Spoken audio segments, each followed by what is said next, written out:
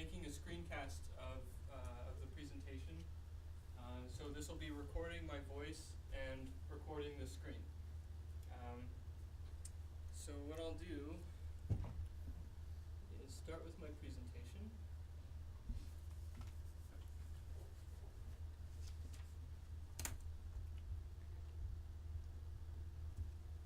Okay, so what I'm going to do today is talk to you about cluster computing using cluster computing in general, but specifically cluster computing using updraft. Let me turn off my phone. Okay, and this is part of a 4 or 5 part workshop that'll be generally on scientific computing, and so this will be focusing on cluster computing. Some of the next workshops will be focusing on scientific software and how you build it and things like that. So this will give you kind of an outline of what I'm going to cover today. I'm going to be talking about the anatomy of a supercomputer and what different terms, define some terms, define some concepts. I'll be talking about the hardware that's on updraft, what kind of stuff it has, the policies. So this is a really important part of any supercomputer, is understanding the policies of that supercomputer, how you run things, when you can run things, who can run things. I'll also talk about the queue system. The queue system is what kind of governs that. It schedules jobs, it manages jobs, that sort of thing. And then I'll talk a little bit about some of the software available. But CHPC has a pretty good guide on their website, so I'll kind of point you to that more than actually describing it myself. Okay, so the hardware on updraft is 256 dual quad-core nodes. I guess it's less than that right now. Yeah. So this What is happened? This is what it physically has. They'll take nodes down if there's problems with nodes. There's 2,048 cores. Each core is a 2.8 gigahertz Intel Xeon processor. It has 16 gigabytes of memory per node, and it has a couple of different ways of connecting on a network. They have InfiniBand and Ethernet. Okay, but what does all this stuff mean? It sounds like a foreign language, right? So scientific computing sometimes sounds like a foreign language if you don't know what people are talking about. Okay, so let's talk first about processors versus cores.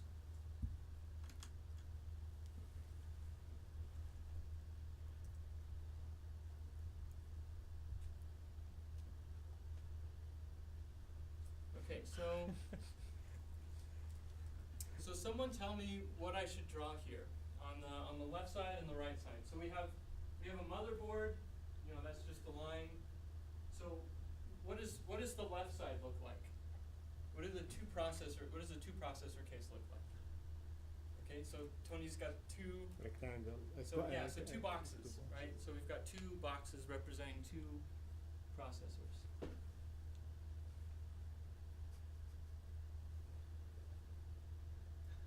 Okay, so each of those boxes represents a processor. What about the two core case? How many boxes am I going to draw on the two core case? One box, exactly. Okay.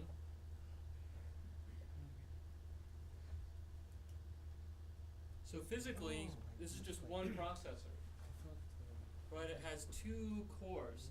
So we can kind of split this down the middle, call this core 1, and call this core 2.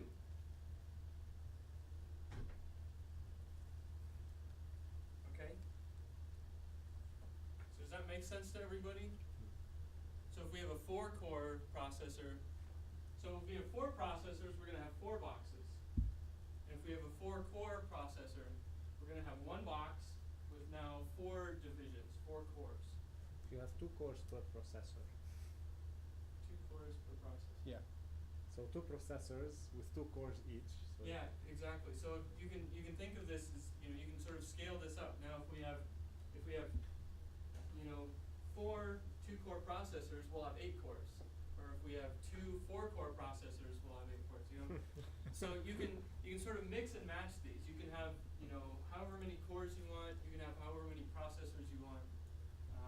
the number is kind of dictated by, you know, how you want your supercomputer to be set up. Okay? So, what about GPUs? So, this is just sort of an aside. How many of you guys have heard of GPUs? Okay, a couple people. So, GPUs are graphical processing units. They're sort of an analogy to CPUs. So, does anybody know what a GPU looks like using this sort of crude drawing method?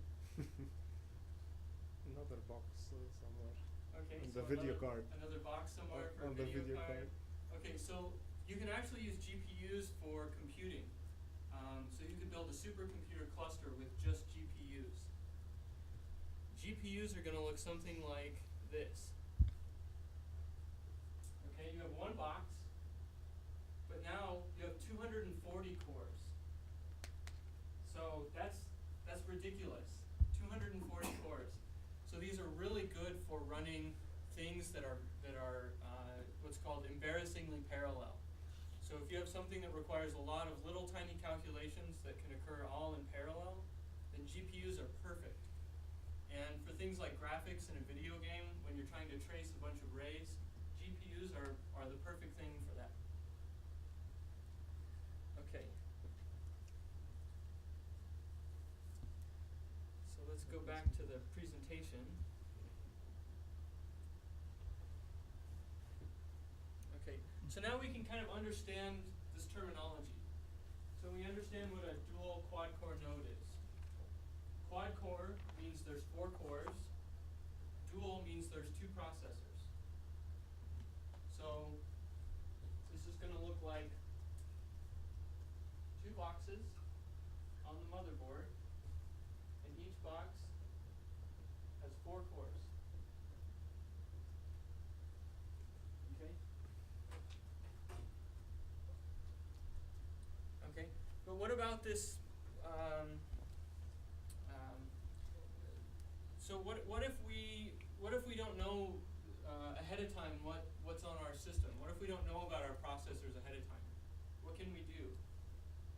So let's say we don't know anything about updraft and we log in and we want to know how many processors are on a node in updraft.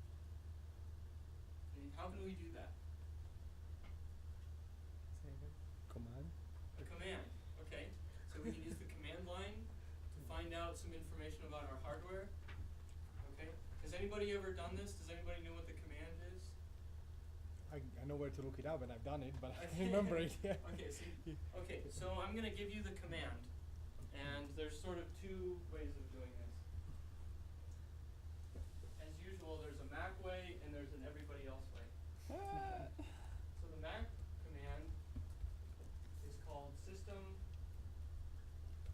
profiler. And the Linux command is cat proc CPU info. Okay? And these are just what you would run at the command line. Okay? Goes into the proc directory. So on a Mac, we can say system profiler, and I'll pipe it to the less command so it doesn't dump all this stuff onto my screen. You have nothing. No course. Yeah, no course. What are you doing?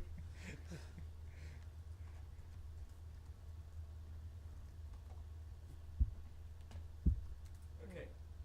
So when I type the system profiler command, the first thing it tells me is, I'll use my fancy tools here. So the first thing it tells me is about the CPU. So you can see mine's got a 2.5 gigahertz processor. Oops. You're running Windows? So it's got a 2.5 Mess with gigahertz Windows. processor. It's got 2 cores and 1 processor. So just like we talked about, 1 box with 2 cores. Okay? And there's some other information here. This is kind of, lower level detail. So there's an L2 cache is like memory that's on the CPU itself. The bus speed is how fast it communicates with the motherboard. So this gives you all kinds of information about your CPU. Now, if I'm on updraft, I can run this cat proc CPU info. So who wants to tell me what, okay, before you run it, so don't tell me if you've run it already. Who can tell me what we expect to see? How many pieces of information do we expect to see? For a dual quad core setup. Anyone? What's 2 times 4? Okay, so we expect 8 pieces of information. I already looked at it. 1 piece of information from each core. Okay. So we see all this stuff. So here's processor 0. We see it's an Intel Xeon processor, 3.16 gigahertz. So this particular node has faster processors than the actual machine. You see a bunch of other information. This flags part will tell you more about the processors and how they're set up, like if they're 64-bit and such. And as we scroll down, we see, okay, there's another processor, processor 1. And there's another processor, processor 2. And so on, all the way down to processor 7. So we have 8 total processors. So this is kind of what we expect, right? Because we know our updraft has, for each node it has 2 processors, and each processor has 4 cores. So this is giving us all the information about each core. But is it just for the master node? Yeah, so I'm going to talk a little bit about the master node and the difference between a master node and all the other nodes later in the presentation.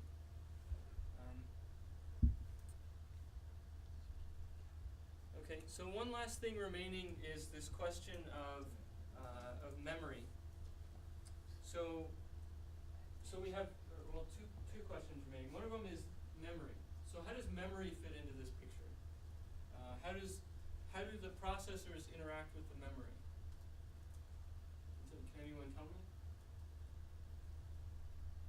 Well, within one node, it's like a shared memory between the processors. But if you look, at different nodes, I mean, they just don't see what is, in the memory for another node. So there's like distributed memory case. Yeah, exactly. So if our node has 2 processors, then our memory is going to go right on that motherboard so that both processors can access the memory.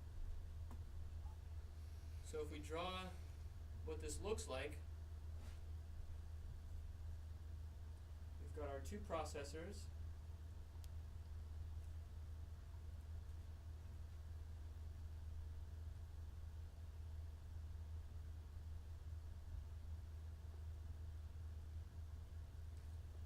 And then our memory is somewhere over here.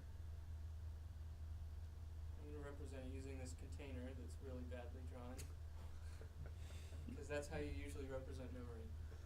So here's our processors.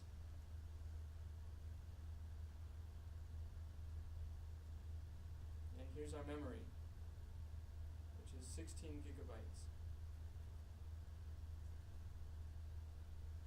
Okay? So both of these processors can access this memory. So when you're running an application and it creates stuff in C++ or Fortran or whatever language you're using, it's going to create that stuff in the memory. And then these processors are going to operate on that stuff that's in the memory. And we'll talk a little bit about the hard drives and the disk space a little later in the presentation. But that fits in a little differently than memory. So essentially what we have is we have this 256 times. And that's our updraft supercomputer. Okay? And so that's why we say we have 2,048 cores, because there's 2,048 cores total. There's 256 nodes total. And each of those nodes has this type of processor, and each node has this amount of memory on the motherboard. Okay? So the last thing I'll talk about is the network interconnects.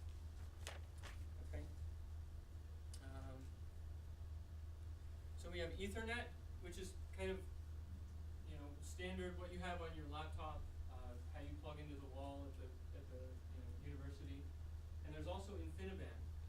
So InfiniBand, so I'll talk about the limitations of Ethernet first. Ethernet can only transmit information so fast. There's a certain ceiling on the speed of Ethernet. And as you can imagine, with supercomputers, you've got all the nodes connected together, and so you have a lot of traffic on that network. So Ethernet is too slow for some applications. So there's a special type of hardware called InfiniBand, and this is also available on updraft.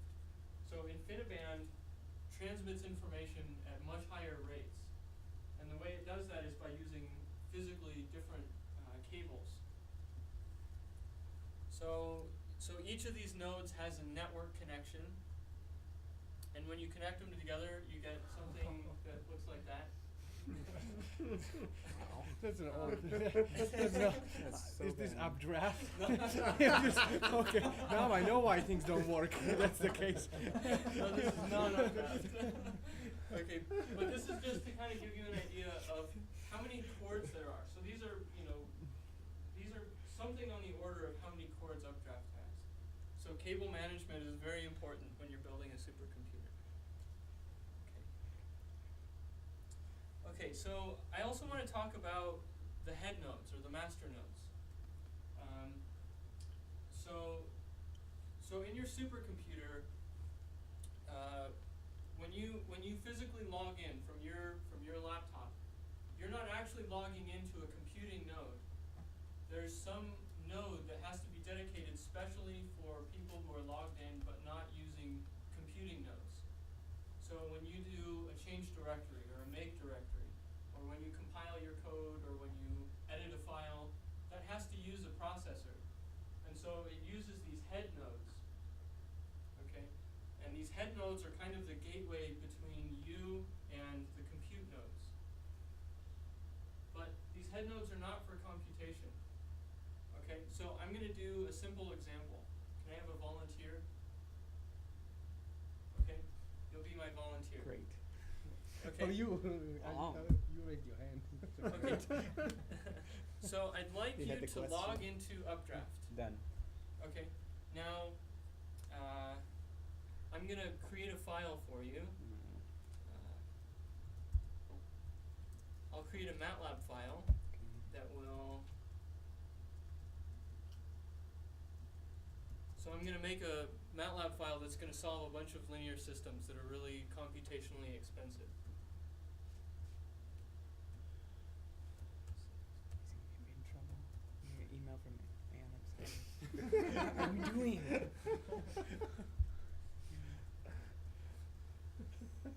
That's the whole purpose I of know. the presentation is to get I know. It's a conspiracy. Okay. So what I'd like you to do is open MATLAB and run this file expensive. Okay. So you can open it by going to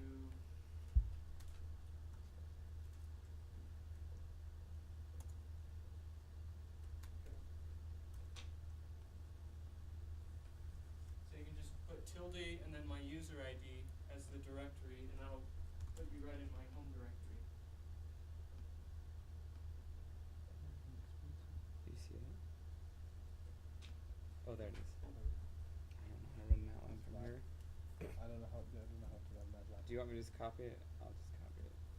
How do you run MATLAB? How do you run MATLAB just from Just type and then the file name? -r and then the file name without the .m. Without the .n? Yeah, so -r expensive. Okay. Is it running? Because it's giving me a warning. Unsupported version MATLAB build using this version. Yeah. Okay, do you still want to continue? Yes. Okay, so let me know when it starts running. It's running.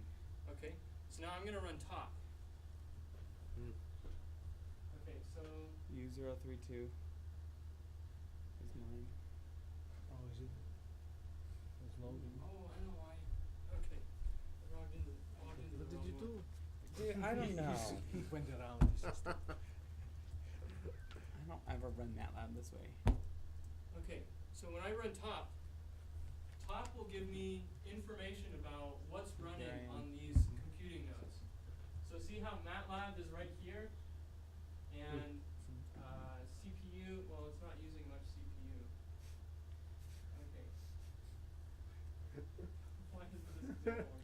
Okay, so normally what you would expect to see is MATLAB at the very top, and the CPU would be at like 100%. And anyone trying to compile code or even change directories or list files would see this enormous slowdown. Okay, you can stop running so you don't get an angry email. Okay, so yeah, so the example didn't exactly work, but if somebody is running a computation It's taking on 70%. yeah, there you go. So if somebody's running a computation on a head node, then their process is going to be sitting right here at the top, taking up 100% or 90%. I'm loading And so star right it's now. going to slow down everybody else using that head node. And so that's why you don't want to run on the head nodes. Okay? So I'm going to just keep a running list of commands that I give.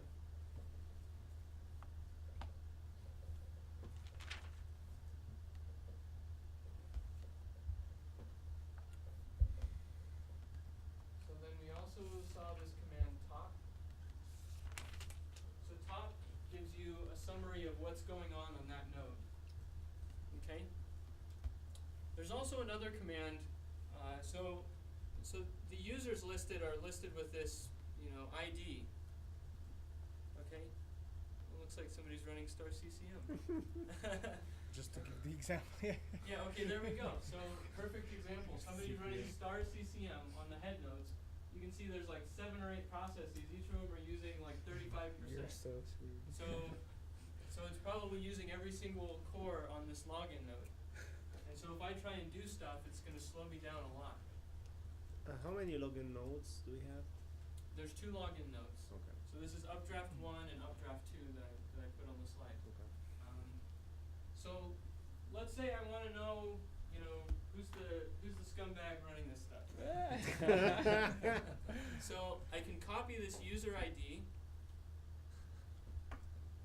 and then I can run another command called finger. So point finger.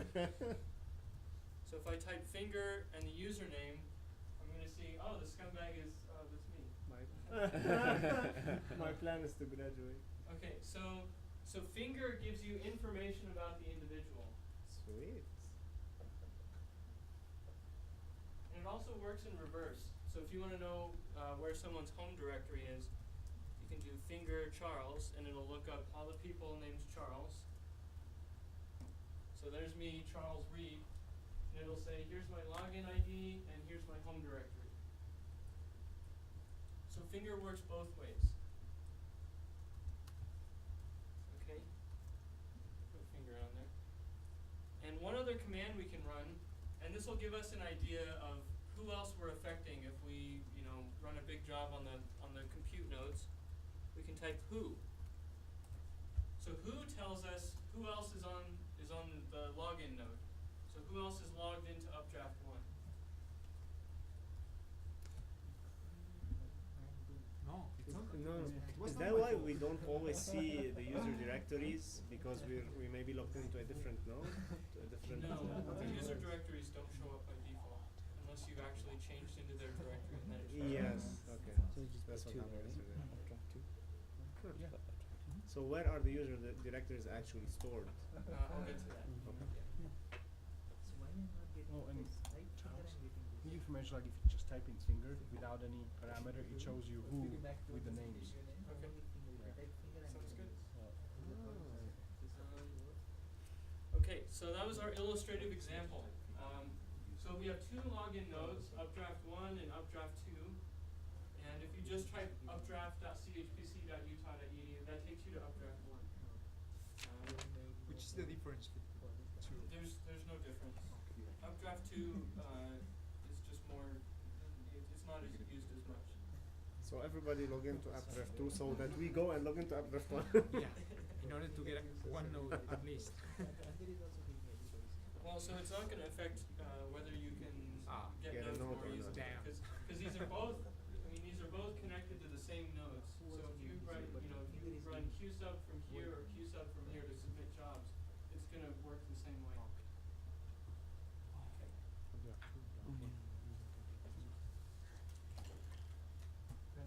Okay. All right. So there's also this question of, well, I'm not sure if I can run this example. Let me see if I can even run this. Okay, perfect. So there's also this question of when you have a bunch of cores, what happens when you actually run a program? How does that work? I mean, does it just run on one, or how does that work? So there's this piece of software called MPI. MPI is a way of communicating information across processors and running code on multiple processors. So what I've done is I've written a simple hello world example in MPI.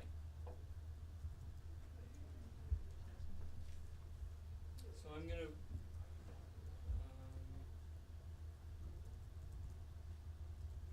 so in order to run a program using MPI, you have to use MPI run. And I won't go too much into this, but I just want to show you what it looks like when you run an MPI program. Okay? So this is just printing hello world from each core. So you can see hello world from process 4 of 8, hello world from process 6 of 8, hello world from process 1 of 8, and so on. And then I can also add print statements that only print from one processor. So there's also this hello world from the main processor, processor 0. Okay? And if I run this again, and if I run it again, and again and again and again, each time the order is going to be different. See, this time the first processor to print was processor 1. But the second time the first processor to print was processor 2. And this statement that comes just from processor 0 occurs in random places, even though the actual print statement occurs before the hello world from process blank of 8 in the code. So what that means is there's stuff going on when we run an MPI program. There's stuff going on in each core, and it doesn't care about what's going on in the other cores. It's kind of a race to see who can print out first. And sometimes processor 1 wins, sometimes processor 2 wins. And so depending on how you run it, or depending on when you run it, you'll get different output. You could gamble with this. Yeah, exactly. You could have a start game. yeah, gambling. Right? I'll be the bookie. I'll be the bookie. Or a random number generated. Yeah. Okay. Are you gonna talk about the nodes file? No. Can you show us the nodes file for this? Are you running this on updraft 1 or 2, or is it allocating it to? So I actually logged into a compute node to do this. So I'm running on UP 15. So this is node number 15 that I'm running this from. Okay. So I had to request a node. I did this before everyone came in. I requested a node. Are you gonna talk how to request nodes? Yeah, I'll get to that. Stop jumping.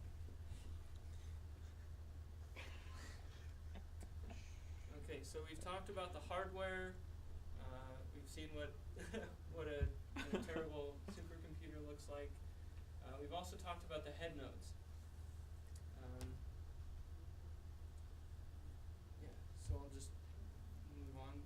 Okay, so I did this simple parallel example, and we saw that depending on when we press the run button, different processors are going to print at different times. So basically, we're running the same executable code 8 different times, and on some processors it runs faster than on others. And it's just kind of random which processor prints out a print statement first. Okay. So, have you guys heard of the golden rule? The one with the gold makes the rules. Okay. So this is kind of my lead into the policies.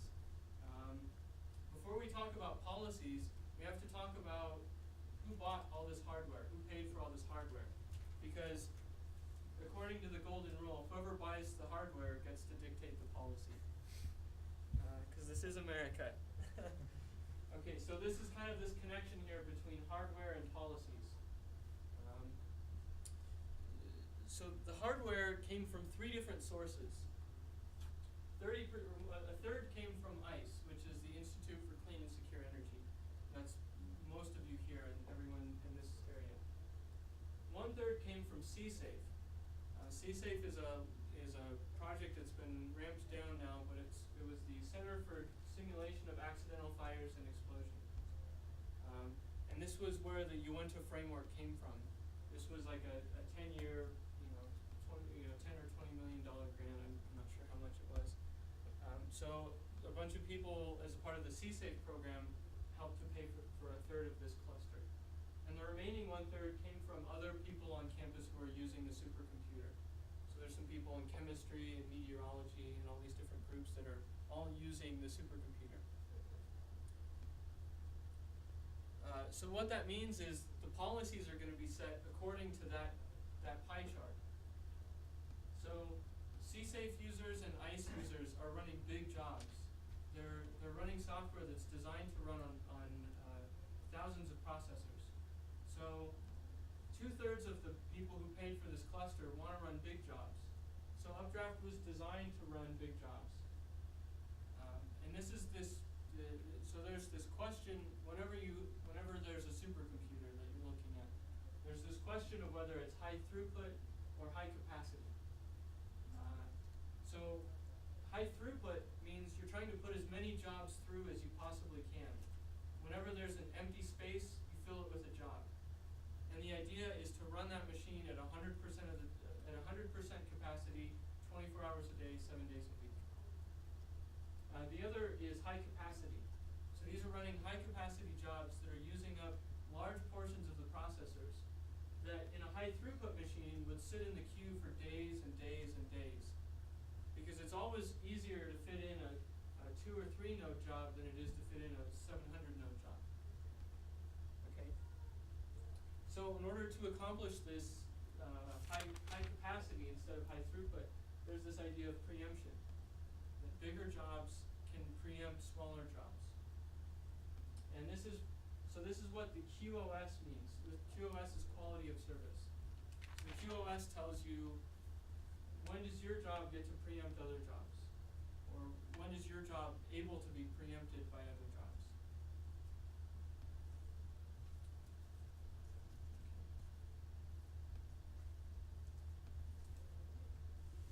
Okay, so the way that computing time is distributed is based on allocations. That's the number of hours or the number of CPU hours you get on updraft. And that's distributed quarterly. So every 3-month period shown here, you get a new allocation. And allocations are distributed by group. They're not distributed to individuals. So you don't get an email that says your individual allocation is this much. Your PI, your primary investigator, gets a certain block of allocation, and whoever's part of that group can use it. You can distribute the usage however you'd like. And you can check the allocation status for each project on the CHPC website. So you can go to chpc.utah.edu, and right under this for our users section, there's a section entitled Allocation and Usage. And this gives you up-to-date information. I think it's refreshed every 24 hours on usage by project for Arches, Sand Dune Arch, and for Updraft. And so you can see each of the PIs are listed here. And the first column is their second column is their UID. Third column is Sand Dune Arch, the number of allocation units they've used. And the last is Updraft allocation units. These aren't all users instead of just the PIs? No, these are just the PIs. Okay. Oh, maybe it That's is. There is There's another students list. also. Yeah, Yeah, just so- yeah, yeah, there's by just the project. table. Yeah. Okay. There we go. Yeah. So you can see here, so there's Phil Smith, and so on. So you can see, who's using all of these different CPU hours and how much they've used. And then there's also this by user. So this lists every single user and how much each individual user has used. And this is all updated. So this is updated every morning at 3 a.m. Okay. So just to go back to this QoS idea, different jobs can specify their QoS, and that gives them a different quality of service. So the biggest is Big Run. This has the highest priority, so it preempts all other jobs. And Big Run is for large cases that are using, oops, that should be processors, not nodes. So this is for jobs that are using greater than 512 processors. So if it's using more than a quarter of the machine, then you should be using this Big Run QoS. And that will preempt all other jobs and get it through, it'll expedite the wait process. But it's not for small jobs. Uenta is a more general QoS. This is for, can be used for smaller jobs, it can be used for bigger jobs. Uenta QoS has a slightly lower priority than the Big Run. And you must be in the Uenta group. And the Uenta group covers CSAFE and ICE.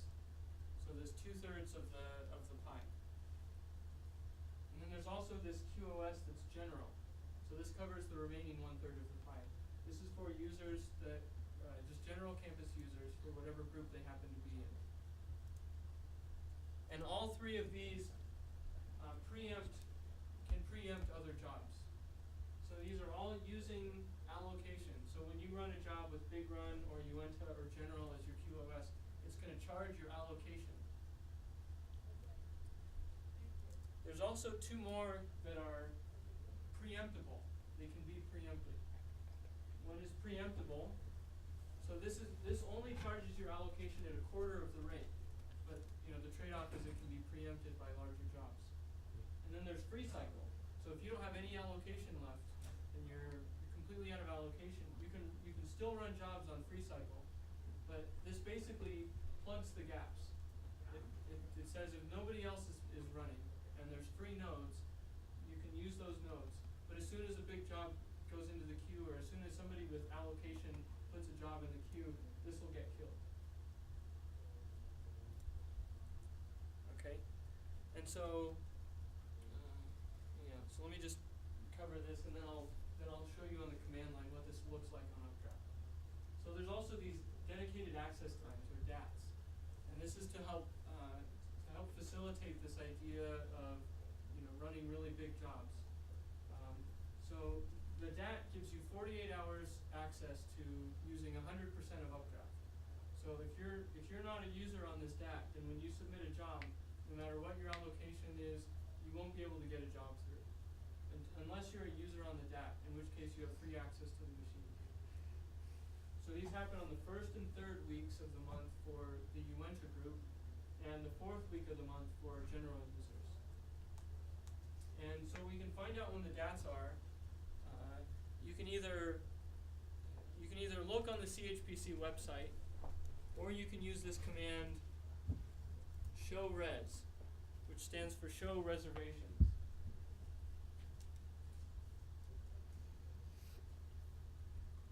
So this gives us a lot of information. But we can see there's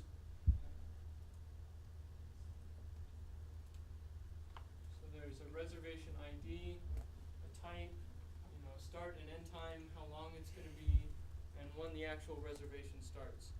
And also this column tells us how many nodes and how many processors that allocation or that reservation is going to use. This is all on updraft. All the nodes. Okay. And so some of these are only reservations for one node. Some of them are reservations for 3 nodes. But you can see here there's some bigger reservations for general and Uenta and test. Does Uenta run off of updraft? Is that correct? No, Uenta is software. So It's software. Okay. I'll talk about software in a Sorry. little bit. That's okay.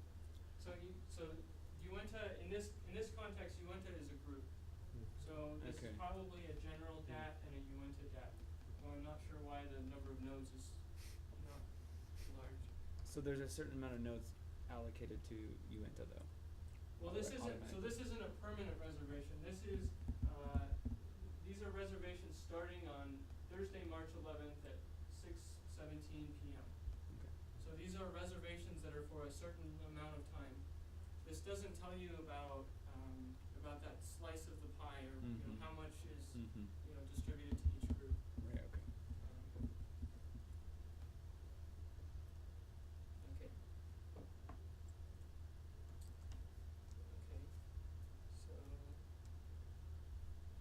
So I also want to talk about the queue system. The queue system is basically what dictates who can run their jobs and when.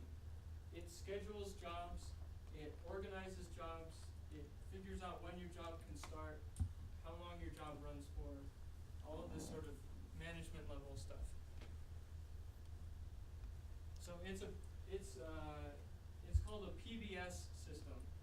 So PBS is just one of many different schedulers. There's also Moab and Maui and all these different schedulers, but Updraft uses PBS. And if you want to know how to write a PBS script, so each of these different scheduling systems requires scripts in a special format.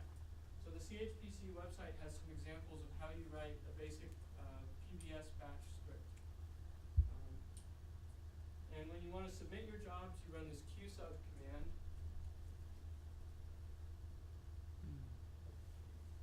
When you want to delete a job, you use qdel.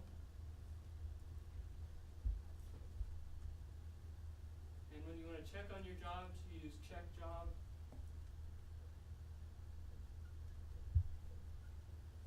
And then when you want to show the entire queue, you've got two different commands. You can do qstat or show queue. Okay.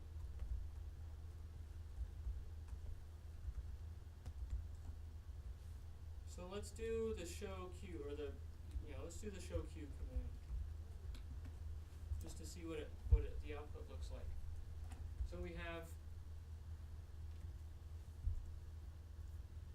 the first block is active jobs. So these are jobs that are currently running, or they're right about to run. Okay. So we can see all the different usernames. This column, tells us how many processors it's using, tells us how much time is remaining in the job. So this gives us all this information about jobs that are currently running. If we scroll down further, we can see eligible jobs. These are jobs that are sitting idle in the queue and they're waiting to run. So as soon as an active job that's currently running is done, then one of these eligible jobs will jump into the queue and will jump up and start running. Okay, and then these locked jobs are jobs that can't run. Maybe somebody's put a hold on them, maybe they're ineligible, whatever the case may be. And if we want to know, who's this person who put a batch hold on their job, we can run the finger command, and we can see, okay, that's Neil Hendrickson. So using all of these different commands, we can get information about who's running what jobs. The qstat command gives us something similar. It gives us the job name, the user who's running it, the amount of time it's being used. And if we add arguments to this, like if we run qstat-a, this gives us more information. So now it'll tell us how many nodes it's running, what their username is, all this extra information. So based on different flags that you give this, you can control the amount of information it shows. And so you can use the man command. This is a Unix command that you should learn very well. The man command. You can type man qstat or man show q, and that'll give you all the different flags that you can put on this to get the information that you want. Okay.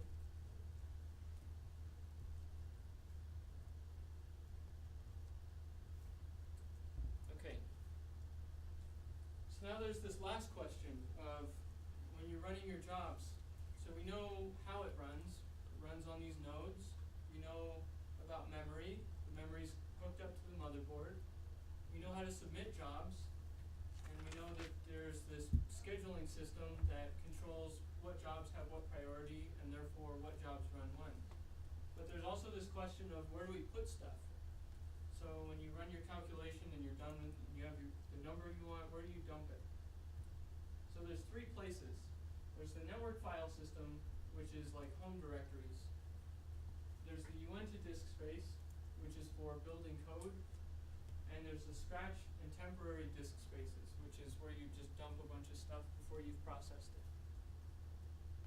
Okay? So the network file system is the slowest. It's 100 to 200 megabytes per second, which is pretty slow for a disk, even though that may sound fast. It's not for dumping simulation output. So if you run a simulation and it's dumping output to your home directory, it's going to run slower than molasses. So there's actually three different divisions in this network file system. Well, I mean, it depends on what group you're in, but for people in the ICE group, we have home directories. So this is the actual Unix location for it. We also have the CRSIM group space. I think this is about 7 terabytes.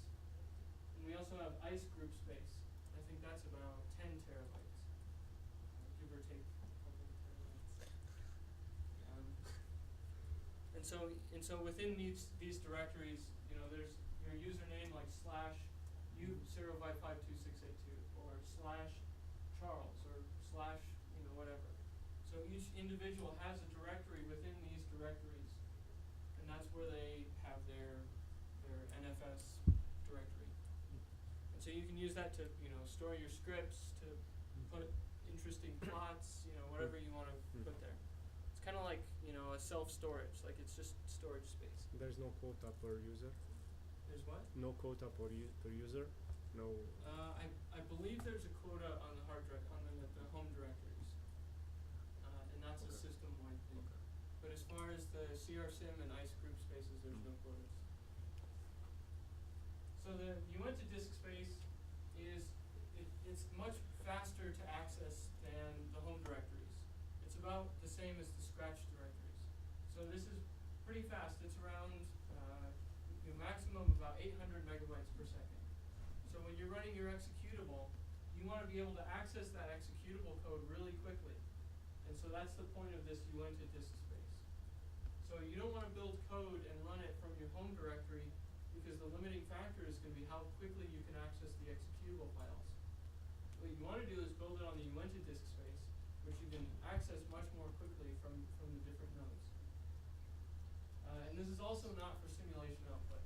This is just for code development. And one other note, this is only accessible from the updraft 2 login node. I'm not sure why, but that's just the way it is. And then its location is given here. It's this, you know, similar to the home directories, except it's at Uinta and Homebrew. Okay. Okay, and the last thing is the scratch disk and the temp disk space. So this is much faster than the home directories. At its very slowest, it's, you know, the very fastest of the home directory access speed. It's around 800 megabytes per second, or if there's a bunch of people dumping all at the same time, then it slows down to around 200 megabytes per second.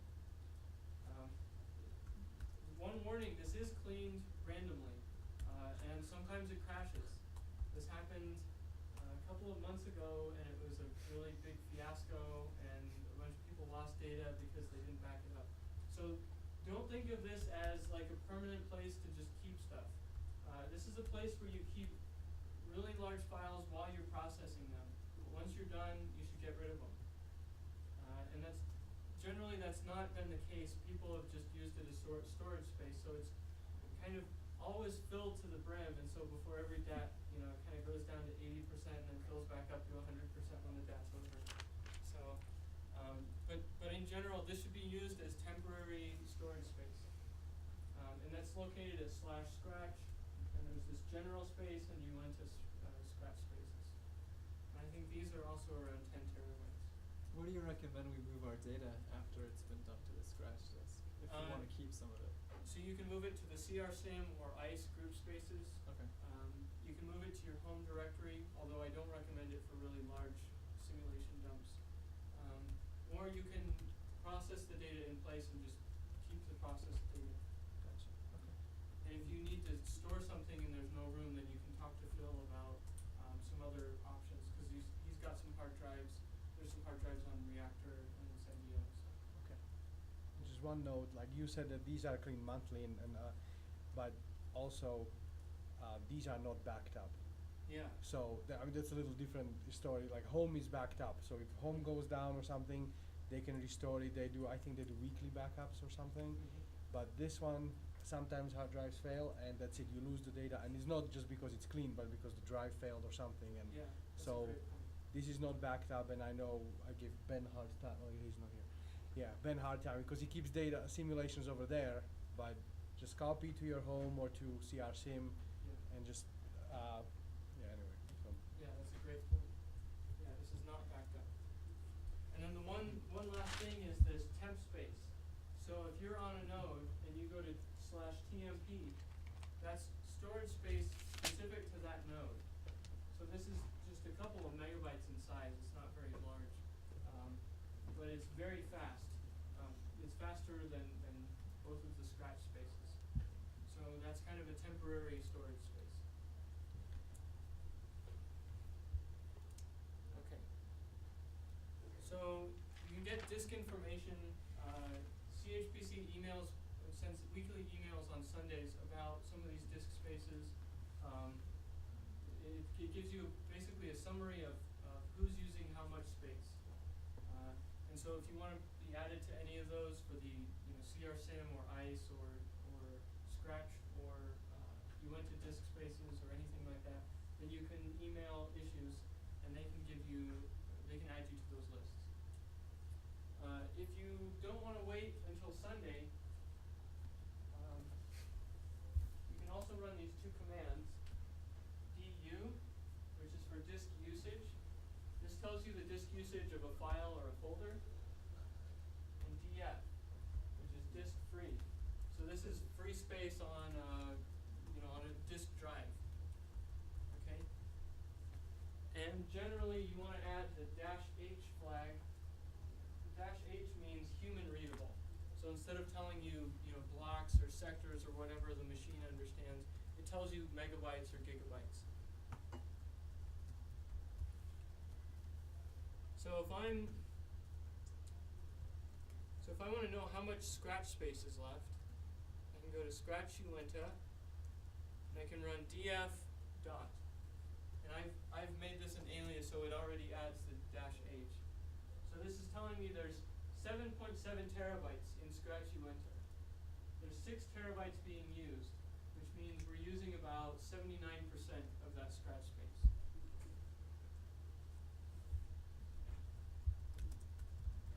So if I want to look at Scratch General, I can do the same thing.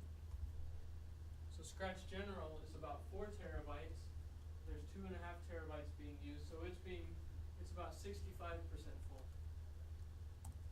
And I can do the same thing for home directories.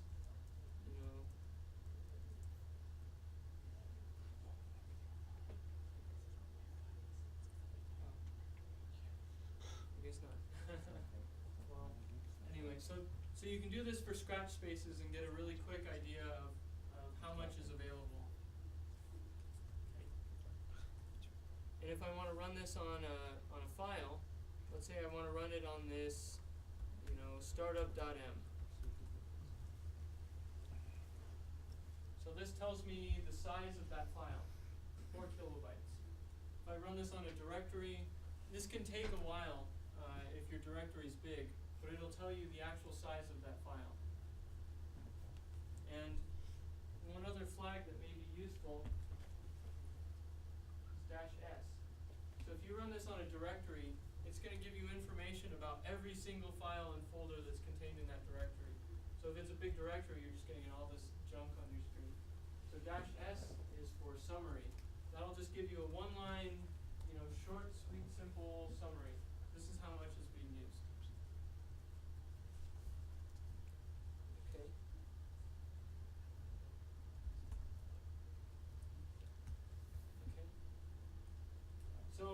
last topic is software.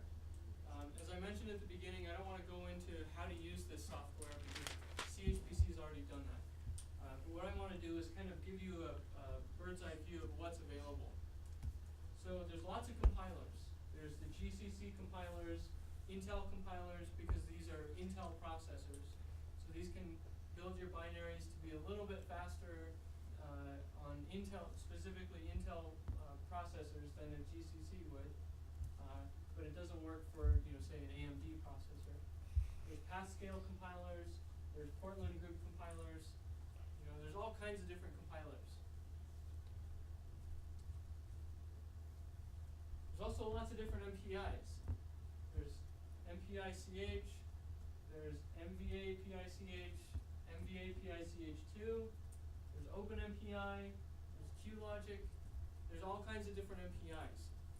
And each of these is used for a different purpose. Like MVA-PICH2 is the MPI you use if you're using InfiniBand.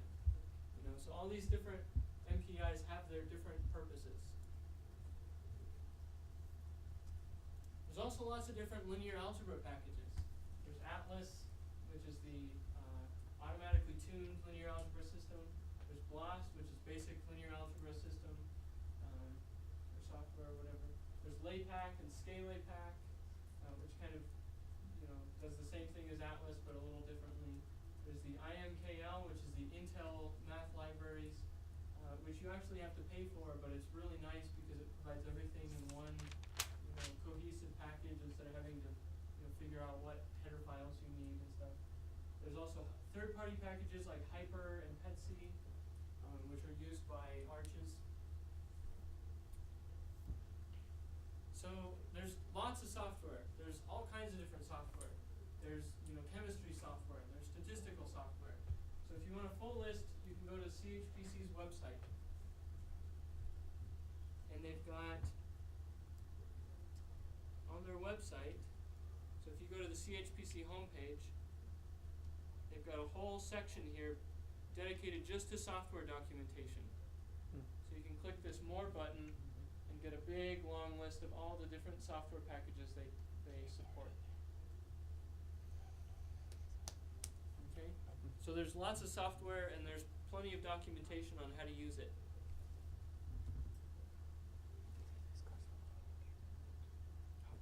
And all this stuff is located generally in two different locations. One is in this location, chpc.utah.edu/sys/package, and that's for all the different CHPC clusters. That's why it's prefixed by the CHPC. And there's also stuff that's just built for updraft, and that's located at UUFS/updraft.arches/sys/packages. So this is where the software is located. So if you aren't sure whether there's software available, you can browse through here. You can email issues. You can look at the software documentation. So there's all kinds of different sources of information for finding out what's available. And if you really need something and it's not available, then you can just build it yourself in your home directory. And that's going to be the subject of the next workshop is what this involves. How do you build your own stuff? Okay. And that's it. That is my last slide. So last slide is just a summary of what we went over. So we talked about some terminology, some concepts. We talked about the hardware on updraft and how the golden rule means that whoever pays for the hardware dictates the policy. The queue system and how that's related to the policies, and then available third-party packages that are on updraft. And this is just a summary of all the different commands I gave. It's missing the most important one. Oh yeah, the man command. Yeah. So the man command is kind of like you should just know that's important. So if you're not sure how to use all of these all use different arguments, different inputs. So if you're not sure how to run something, then just run man. You can say man and the command name, and it'll give you all the information you need about it. And then also for the man command, sometimes when you type in man, it may not work. you get like no manual or like no manual list for a page for this command. So you can always try then the command name space dash help Yeah. or dash help. Sometimes dash help, sometimes dash. And I never could figure out which one. But if you get no manual entry, you just type in the command and you do dash help. Most likely it will come up with the manual page. Yeah, and that'll have, so each of these programs probably has some built-in help. Yeah. So when you run dash, the command and then dash help, it'll print some information about how to use it. And then this is a list of all the different websites where things are available. One thing I didn't mention is these presentations. There are some presentations online on the CHPC website that'll give you tutorials on how to use stuff. So if you go to the CHPC website, under the Getting Started at CHPC tab, there's this presentations page. And you can find some of the slides for these presentations. So there's this one, Introduction to Parallel Computing. That'll give you information on, what parallel computing is, what architectures there are. Introduction to Programming with MPI or OpenMP. So these are some of the tools I talked about. This Hello World program that I ran, that would give you information on how do I write that and what's involved with that. There's also a really useful presentation on mathematical libraries. This will tell you everything you ever wanted to know about these math libraries. How to use them, how to call them. And so there's a number of different, chemistry packages, debugging with total view. So there's information on how to run debugging, how to do parallel performance analysis. So there's all kinds of information available here too. Okay. Charles, how does the CHPC center compare to other similar centers in the US? What do you mean? In terms of hardware that we have, sort of the packages, the things, Yeah. the services we offer. Okay, so the packages they offer are pretty much standard. You can expect to find these kind of packages on basically any other supercomputer you run on. And typically typically the mathematical software, the compilers, the MPIs, these are all things that you would expect of a supercomputer. In terms of hardware, so when updraft first came out, when updraft was first built, it was on the top 500 list, Wow. top 500 supercomputers in the world.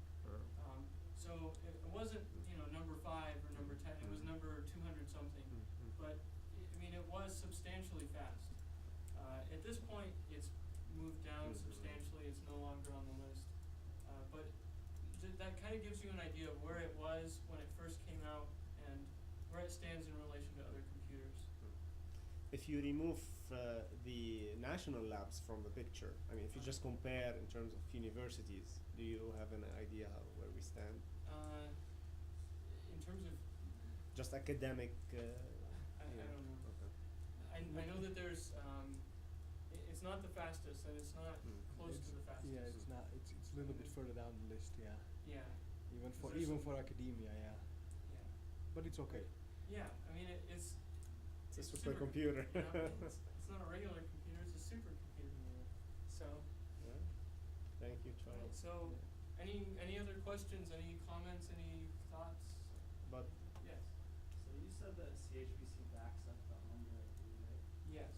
So when I've emailed them before about that, and on the website it says they don't perform backups. So what do they and what don't they? Because like on here on their website it says CHPC doesn't perform backups.